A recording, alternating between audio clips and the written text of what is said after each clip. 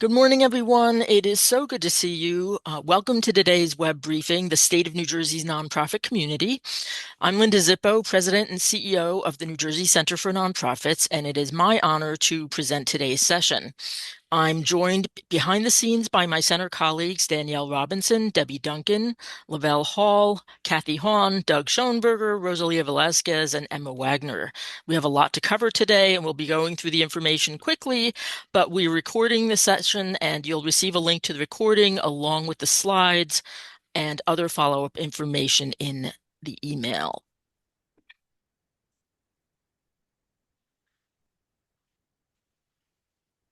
For those of you who are not familiar with the New Jersey Center for Nonprofits, we are New Jersey's statewide nonprofit network and champion for the charitable nonprofit community. For more than 40 years, we've strengthened nonprofits individually and as a community through public policy, professional education and guidance, trainings, conferences, and cost-saving member services in order to improve the quality of life for all people of our state. We are literally here for you. The center is a member of the National Council of Nonprofits Network, which is the nation's largest nonprofit network with over 30,000 nonprofits in more than 40 states. The Council of Nonprofits serves as an advocate, central coordinator, and monitor to help nonprofits achieve greater collective impact in local communities across the country. If your organization is a member of the New Jersey Center for Nonprofits, we thank you for your support and involvement as we pursue this work together. If you're not a member, we hope you'll consider joining and experience firsthand how membership can work for you. If you join and use the discount code TOMATO, our state vegetable, you can save 10% on your dues. We'll repeat this offer toward the end of the webcast. As part of our work to improve understanding about nonprofits and drive sound public policy, we regularly survey New Jersey's charitable community about the issues, challenges, and opportunities they're facing. One of these is our annual Trends and Outlook survey, where each year we poll New Jersey nonprofits about how they fared in the previous year, their outlook for the year ahead, and other topics and concerns. This survey can help you in your planning, fundraising, and advocacy work, and it's absolutely critical to our advocacy and programming for you throughout the year.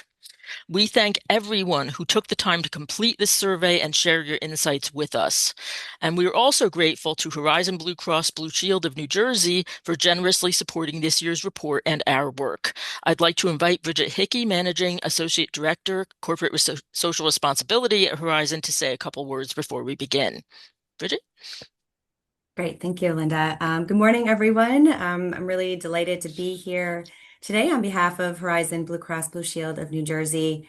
We're really proud once again to support the annual Trends and Outlooks report. This really is a vital resource for both funders and nonprofits alike, and one certainly that our team truly relies on each year to inform our own strategies.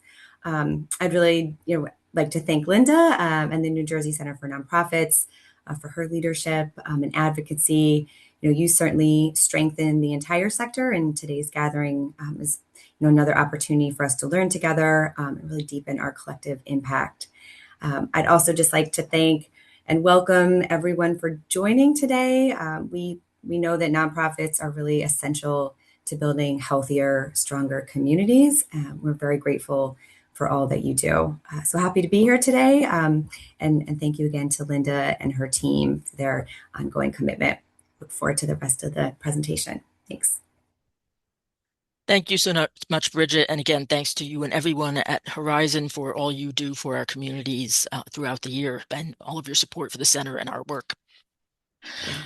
So what we're going to cover today in the next hour or so, we're going to go through a little bit about the basics of the nonprofit community in New Jersey. We'll go over the landscape and discuss the survey findings. We'll be looking ahead at what is or might be coming with our little bit of a murky crystal ball, and we'll talk about what we can do and what we are doing, and then close out with some closing thoughts. Again, if you have questions or comments, feel free to put them in the chat box. If we can't address them during the webcast, we will follow up with you afterward. And we'll be following up with a variety of information, including the slides and the link to the recording. So, New Jersey's nonprofit community, why do we even care about this? I mean, I'm preaching to the converted here, but nonprofits are essential in our communities. Nonprofits are problem solvers, subject matter experts. Nonprofits are trusted community partners, and we work on a nonpartisan basis to enrich and strengthen our communities, individually and collectively, for all residents of our state. Nonprofits programs touch every aspect of our lives every day and in every way, and we are sadly not always recognized for the work that we do. That's something the center works to change, along with so many of you. But along with the programs that nonprofits provide, nonprofits are also a vital part of the economic engine. According to the IRS, there are 41,000 501c3 nonprofits in New Jersey. There are many other types of nonprofits that would add to that number. But our focus at the center and in this study is 501c3s. Nonprofits employ almost 10% of the private workforce in New Jersey, which is more than many major industries. Nonprofits spend $56 billion collectively every year and employ the energies and talents of almost 2 million volunteers. So, all this to say, both on a community level and in an aggregate level, nonprofits really make communities strong, and we need strong, thriving nonprofits if we're going to have a good, strong, thriving New Jersey. So that's why we care about this. Um, as this webcast is focusing mainly on the survey that we just conducted, but we're going to be talking about some other things as well. And unfortunately, nonprofits have been on quite the roller coaster, especially over the last year, and we'll be going over that in greater depth. Our survey, again, is conducted annually. This year's was conducted between January 21st and February 13th of 2026. This analysis based on 545 responses, which is many more than we've had in recent years. And so again, I cannot thank you all enough for completing the survey or encouraging your colleagues to do the same. The survey is up on our website. Here's the link to the survey. Again, you'll have this slide. Somebody can put this in the chat, but if you go to our webpage, you will find it. So you'll be able to find the report and dive more deeply into our findings than I'm going to be able to here. So the big picture, this is not a new story, at least bullets 1 and 2 are not new, and they're certainly not unique to New Jersey. For many, many years, demand for nonprofit services and rising expenses have been outpacing funding. The consequences or the ramifications are very, very significant in terms of nonprofits' ability to meet those demands and provide the services that people in our communities need. Workforce shortages in our sector are still a thing, and that also affects the ability of nonprofits to meet community needs. And of course, the actions and policies of our federal government over the past year have undermined the stability of many organizations and with, again, profound consequences for the people in our communities that rely on them. To provide a little bit more detail and put a finer point on this, this was from in 2025. Demand for nonprofit services increased in 73% of our responding organizations. Only less than half, 43%, reported that their funding had gone up. This is, again, not a new problem. So it keeps compounding the challenges that nonprofits are facing in terms of being able to meet demand, plan for the future, and for long-term sustainability and strength.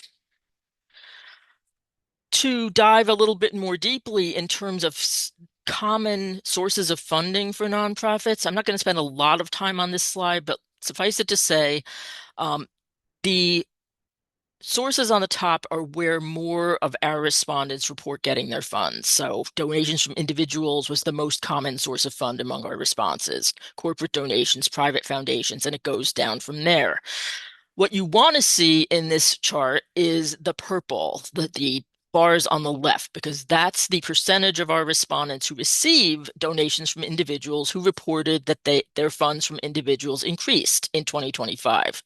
So you'll see from this 41%, that was probably the best outcome for response for our respondents. 41% of them said that donations from individuals went up in the last year. And that makes sense. There were a lot of crises. People are especially generous in times of acute need, and donations from individuals, of course, are a major source of uh, nonprofit revenues in the first place. Um, so you can go down the list. The What we don't want to see is this red magenta bar. That's where funding decreased. So you'll see in individual donations, 16% of our respondents said donations from individuals went down in 2025, and then 31% is basically flat funding. So if you go down this list, some of the better outcomes, comparatively speaking, donations from individuals, special events, investment income, and it goes down from there. But you'll notice there's no source here where more than half of the nonprofits who received that source said they got more money from that source than uh, nonprofits who had flat funding or decreases. We asked nonprofits if they dared to try to predict what 2026 was going to hold for the same sources of funding. Again, they were most optimistic about giving from individuals, and then special events came in second, followed by private foundations. They were less optimistic about corporate donations, certainly not optimistic at all about the federal government or government sources generally, but you can dive more deeply into these figures in the report. But it does present a stark picture about where the funding is coming from and how nonprofits are faring. Again, looking ahead to the coming year, more nonprofits expect that demand for services is going to rise and expenses are going to rise, then predict that their funding is going to rise. Three-quarters of our respondents say that their demand is going to go up in the next year. Three-quarters of our respondents say expenses are going to go up in the next year. Less than 40% say their funding is going to increase. Again, this is not a pretty picture, and it does have deep ramifications for the ability of people to access the services that nonprofits provide.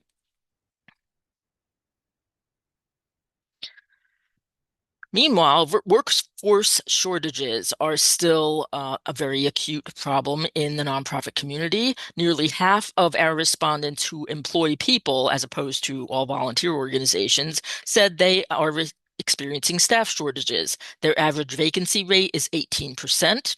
And the biggest obstacles are being able to compete in terms of compensation, and also some difficulty attracting qualified applicants. But the competition in terms of compensation was cited most frequently as the biggest obstacle. And of course, it's hard to compete on compensation if you don't have the funding to pay your people.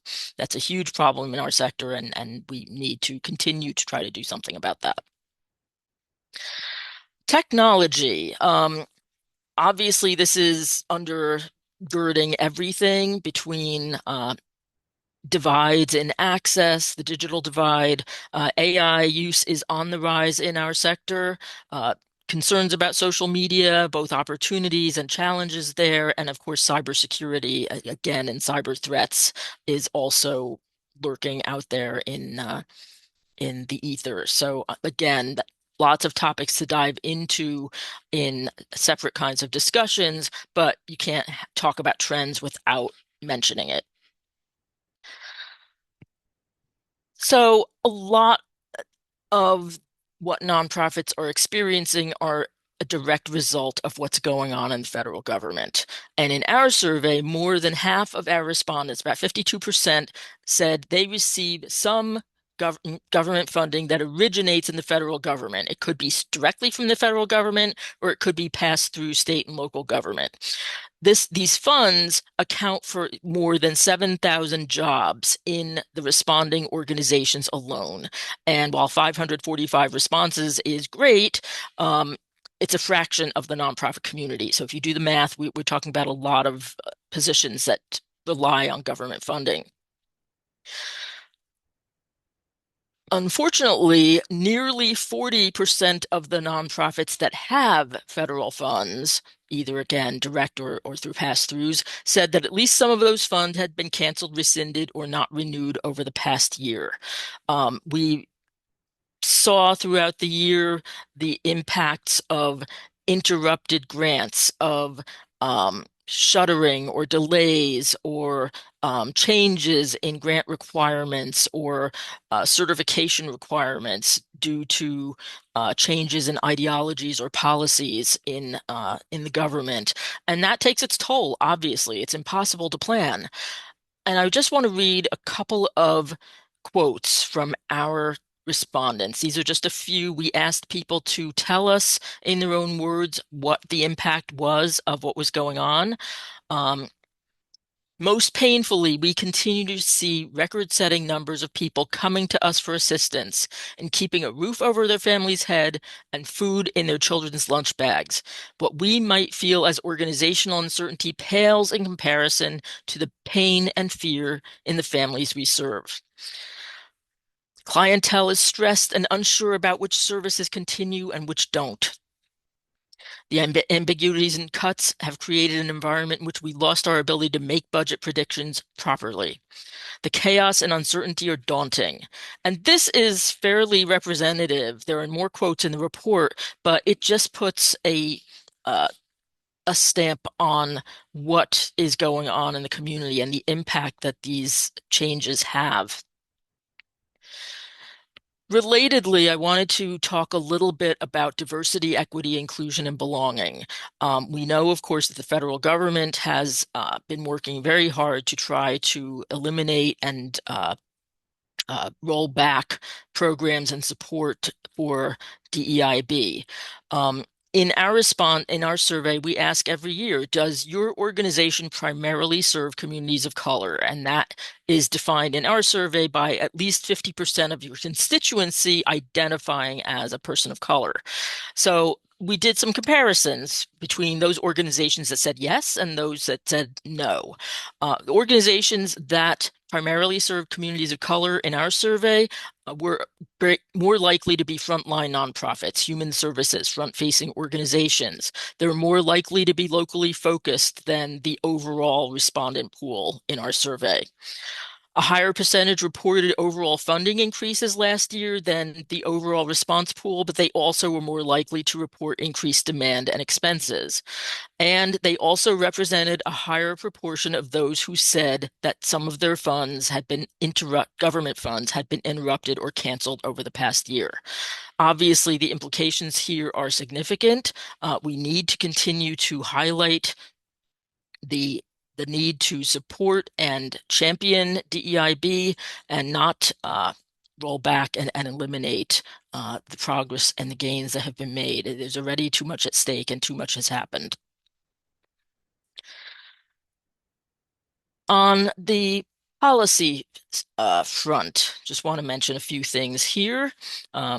We have Policy World Wednesdays the second Wednesday of every month, where we go into policy in much more detail. So we certainly invite you to join us for that. That is a partnership of the New Jersey Center for Nonprofits and the Council of New Jersey Grantmakers. My colleague Doug is a fixture on those calls, along with many others. So we certainly invite you to take advantage of that. Federal Executive Action Blitz. We've talked about this before, but as of February 20th of this year, the White House had issued 243 executive orders, 129 proclamations, and 57 memoranda covering sweeping edicts from birthright citizenship to DEI initiatives targeting nonprofits, government and for-profit entities, funding freezes, changes in eligibility to public service loan forgiveness, attempts to roll back election and voter protections, and nonprofits and foundations are being subject to heightened Justice Department scrutiny as well. We will be sending out an update about some of what's going on there, but these are just a few things. National Council of Nonprofits keeps an excellent update of the executive orders.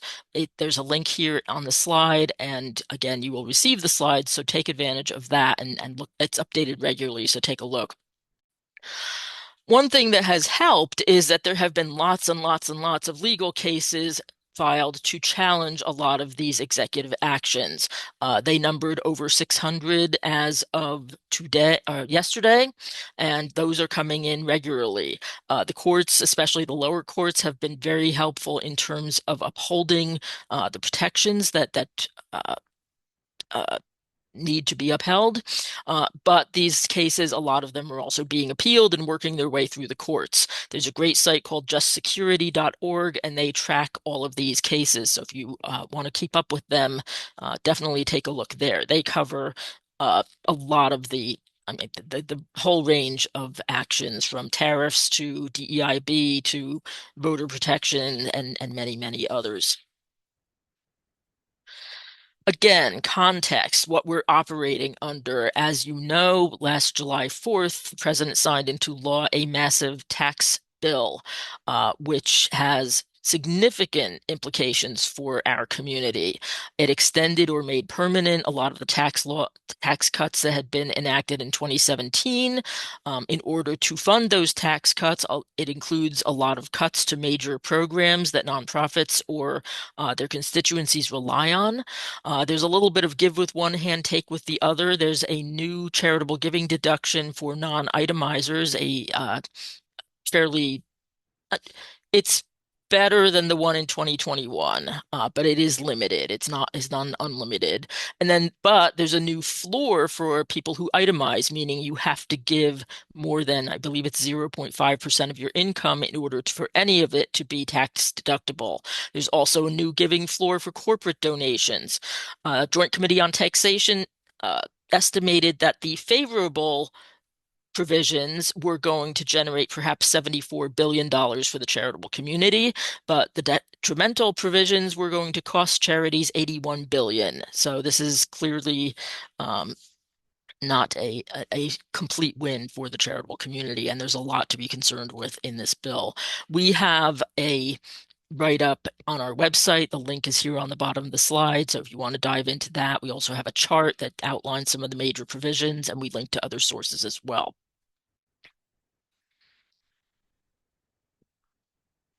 So, putting on our crystal ball a little bit or trying to look ahead at what we are expecting or what people are concerned about. We ask nonprofits every year, what are some of the biggest challenges to your individual organization's viability and effectiveness? And we also ask a separate question about what are some of the most important issues for the nonprofit sector in the coming decade. We list a couple dozen issues and we invite people to add their own as well. So this slide covers the challenges for individual organizations, and most often expressed, no surprise there, is financial uncertainty, followed by the need for a stronger board, the impact of new federal government policies, increased benefits, insurance costs, the need for branding and communications, kind of standing out from the crowd, and the inability to afford enough good staff and increased demand for program services. Those were kind of the top few. There's a longer list in the full report. These Most of these are fairly consistent from year to year. Financial uncertainty, the governance issues, the capacity issues, the impact of the federal government actions, of course, that is fairly new between this year and last year. And but again, we're talking about capacity, we're talking about sustainability, and that's also borne out in the responses about what are the concerns for the nonprofit community as a whole. Foundation and corporate funding top the list, followed by nonprofit infrastructure and capacity building, the well-being of our sector as a whole. Government grants and contracting issues, a huge concern both on the federal level and on the state. It's one of our top advocacy issues here at the center. Federal funding, attracting capable, committed board members, attracting qualified workers, and then rounding out the top few, civil society, civic engagement is a huge concern for about a quarter of our respondents, and state fiscal policy, because everything is connected. When Federal government funding is cut. The state of New Jersey is looking at significant cuts in federal funds, and that, of course, affects the state budget as well.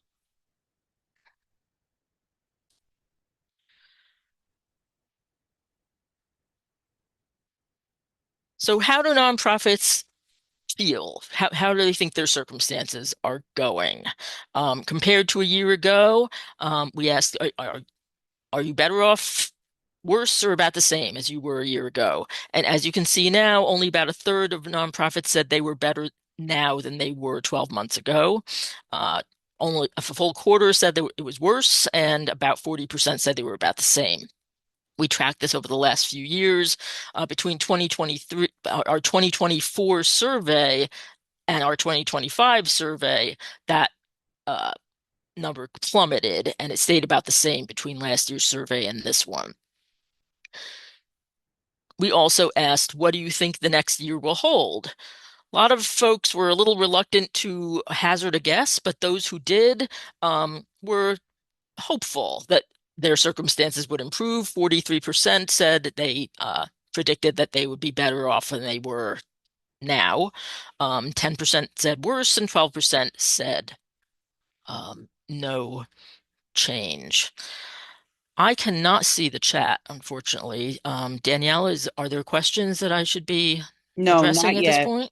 Okay, wonderful. So, unfortunately, this is not the bright, sunshiny report. And if you feel like you're a little besieged, the Dementors are getting you, the vultures are circling, it is understandable. But if you take nothing else away from this time together, just remember that you're not alone. We are not alone. We are not powerless. There is a lot that is being done, and there's a lot that we can be doing together and individually. So let me go into what's going on and what some of the center is doing and what else might be on the horizon. So, what are nonprofits doing? This is in the report as well, along with lots of other actions. Stuff you would expect, stuff you are probably already doing. Looking for alternative revenues, fundraising from other sources, increasing volunteer recruitment, advocacy. Nonprofits are not staying on the sidelines, and that is so, so important. Nonprofits are also engaging in contingency planning, which is very, very important. I mentioned before, nonprofits are using AI and other technology to try to leverage their resources and boost efficiencies. I've always said that nonprofits get a little bit of a bad rap from people who don't think they collaborate, but we see it all the time, but that's happening even more. So, and there are examples of that in the survey as well. Program budget adjustments, that happens all the time, but again, for better and worse, there's a lot of that that has had to happen, sometimes on the fly and sometimes with very unreliable and unpredictable information, but it's going on. And of course, for nonprofit teams and the communities that nonprofits serve, more focus on mental health, wellness, self-care.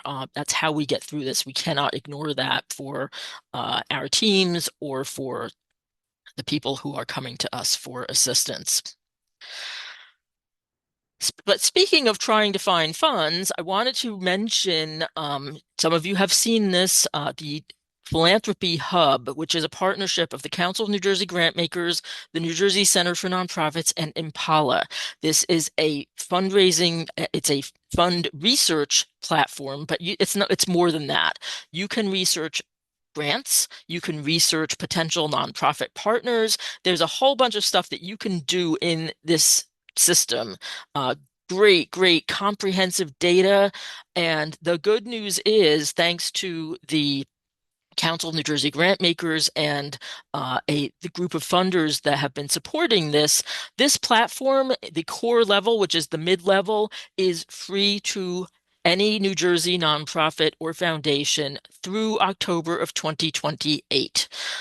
You can go to impala.digital/new-jersey, or you can go to our website and this graphic is there and you can find links to this. Free, free, free. Take it for a spin. It's a powerful platform. And there are also links to demos that you can, recordings that you can watch, or you can contact Impala for assistance. But please, I cannot stress enough, take advantage of this. It's a great way to try to research opportunities. And also, you can claim a profile for your organization and make sure that you are visible to funders who might, or others who might look you up. Similarly, there are a lot of folks in the funding community that have been leading in response to the crisis here. But there's a lot more that we hope that funders can do, and this dialogue is so, so important. Flexible multi-year funding. For the corporate world, since they now have the contributions floor, there are ways to bunch contributions or fashion support as sponsorships instead. Funders, we need you to simplify your application and reporting processes. Make sure you're in regular touch with your nonprofit partners.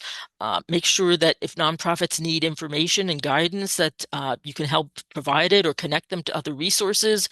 Champion equity. We know that there's been too much backsliding there. And if you can increase your payout, please do. We are in a crisis. And so many funders here in New Jersey have been doing exactly that.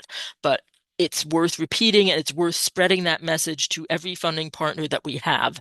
I wanted to highlight the Doing Good Better work that is a partnership of the Center, the Council of New Jersey Grant Makers, and multiple other organizations and leaders in this field.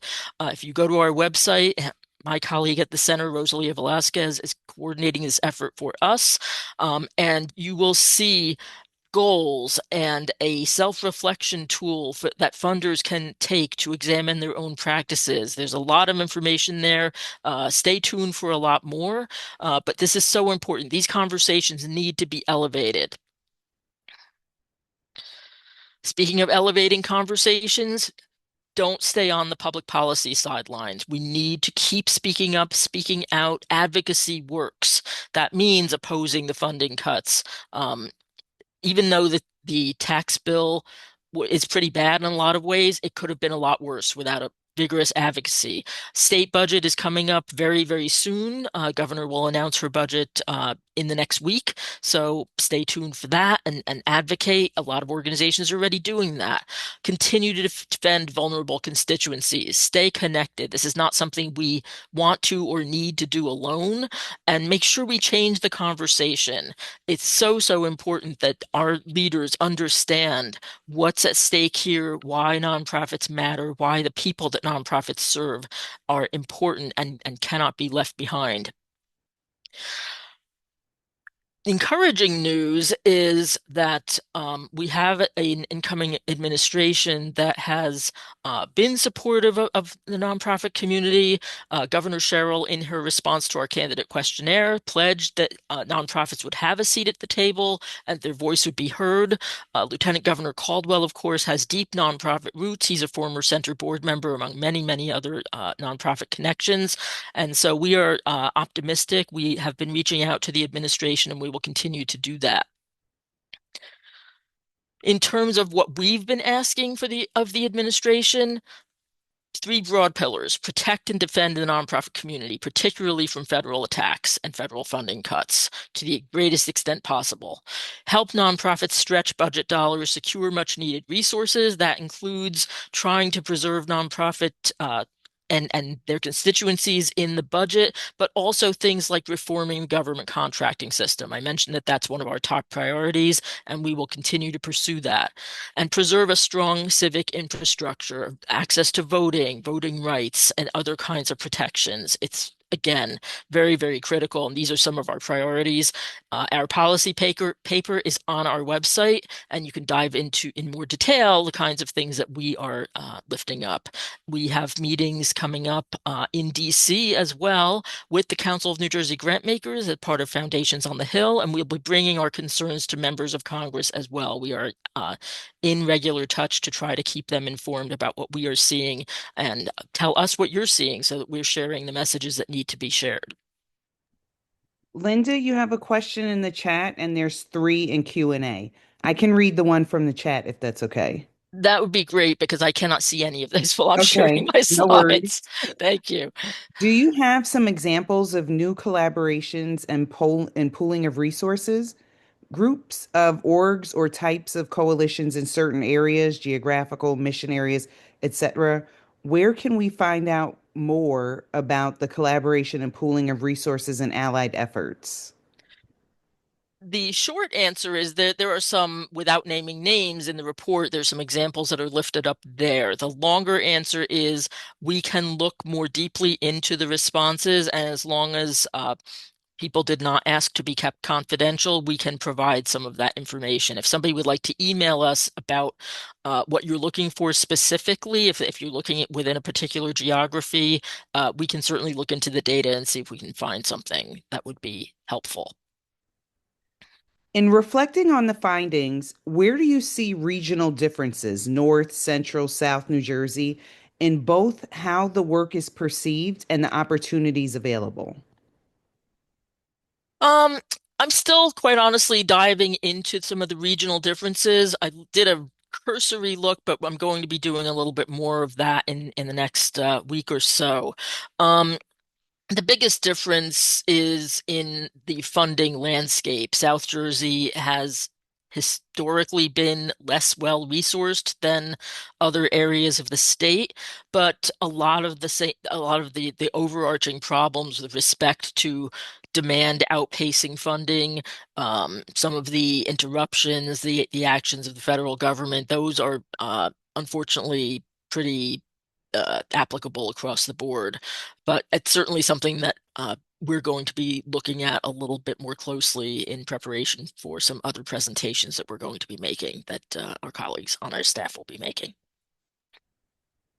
Okay, those are all the questions for now. If you have a question, please feel free to post it in the chat or Q&A. Oh, here we go.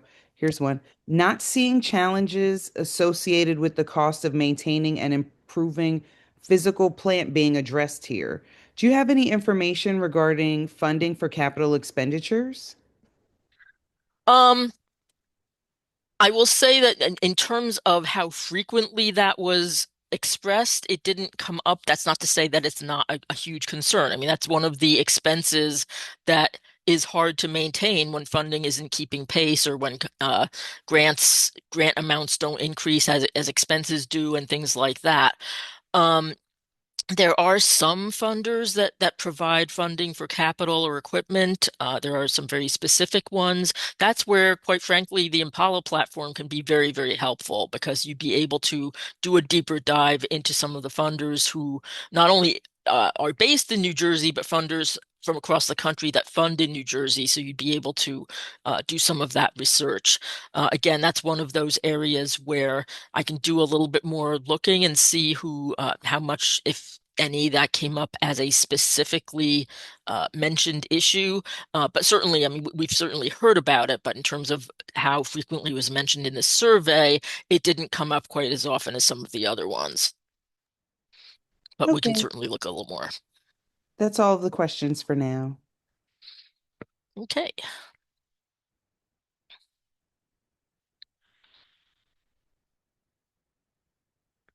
So, speaking of lifting up the message about nonprofits and nonprofit importance, you all may have seen this campaign that was spearheaded by the National Council of Nonprofits. They started it back in August, and it is quite literally called Nonprofits Get It Done. And the point here is to shine a light on the role that nonprofits play in our communities every day, how important it is to strengthen the nonprofit community. And there are all sorts of examples from across the country that were lifted up as part of this campaign.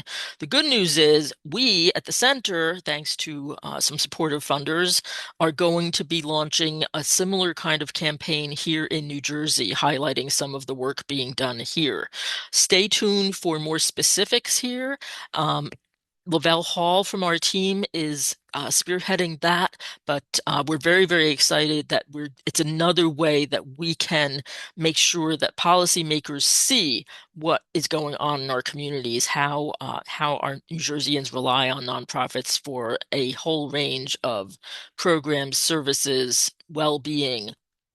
And so stay tuned for that. We're very excited about that. Wouldn't be me if I didn't point out that yes, every year is an election year, and we have one coming up this November. Nonprofits can play a really important 501c3 nonprofits can play an important nonpartisan role in elections, voter registration, voter education, get out the vote. We, a year or two back, partnered with the National Council of Nonprofits and Nonprofit Vote to put together a nonpartisan voter engagement guide. It is still available on our website. We encourage you to check that out. But elections matter, and so we encourage you to be involved personally, and of course, as a nonprofit, stay nonpartisan, but know what you can do and make sure that you're involved. Other questions, comments, other things that are going on. Again, there's a lot more information in the report. We're always happy to lift up and look up other information that you might want to see. I do have some other information that I'd like to share, but I want to make sure that we're answering the questions that everybody might have.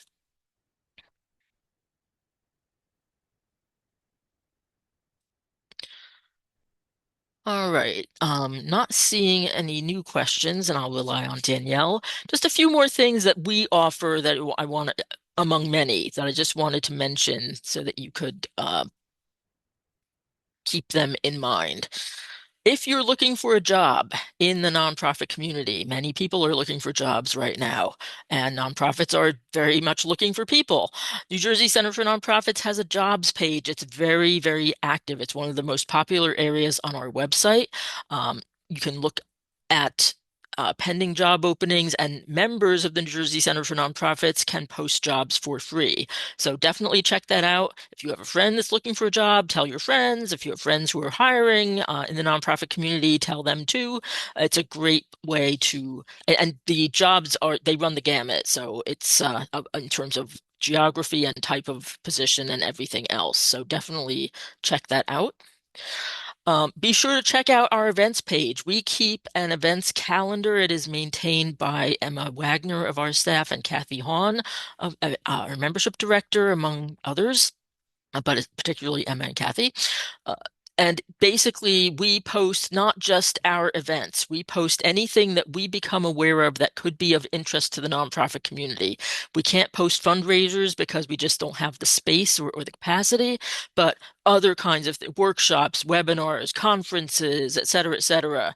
And not only the events that we do, and again, but anything that is of broad interest. So check that out regularly. It's a very robust calendar. And if you have an event or an educational offering that you think would be of interest to the community, please let us know so that we can make sure that we share that.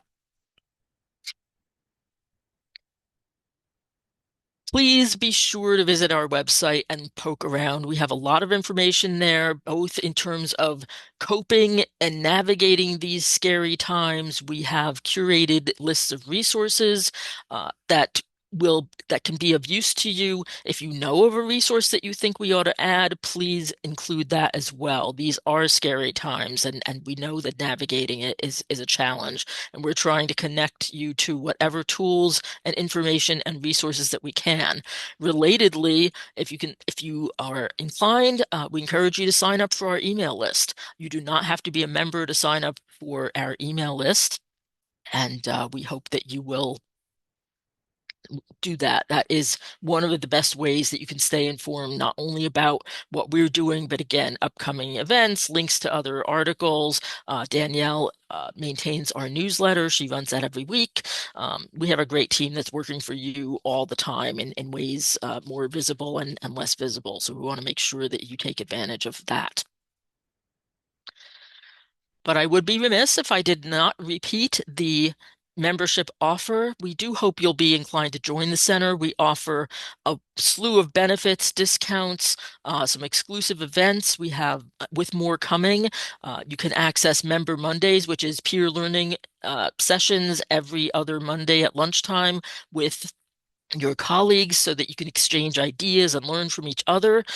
We have new mini sessions called Muse that Emma Wagner from our team has been coordinating, and many, many other things. So lots of things for members to take advantage of, and discounts on our statewide conference December 2nd this year at the Palace at Somerset Park. You won't want to miss that either.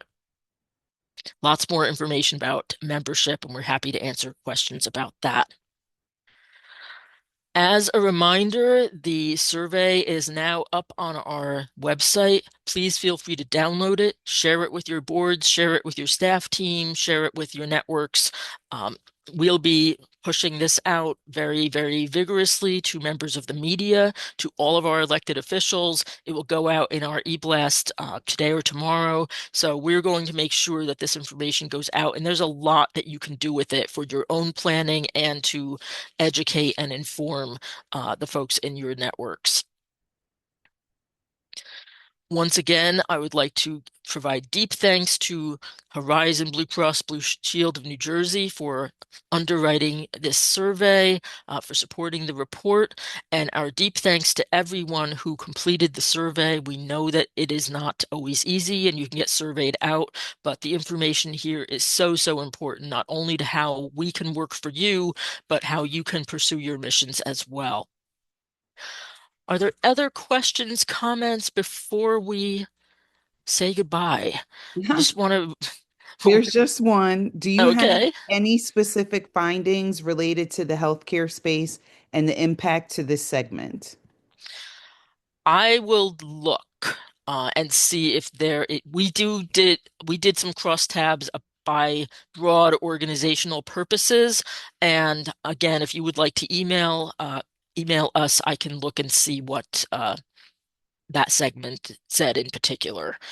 They were among I will say that they were among the segments that was more likely to experience increased demand. The volatile government funding hits healthcare organizations harder than some other sectors, health and human services in particular, but I can look a little bit more carefully and happy to share what I can find out.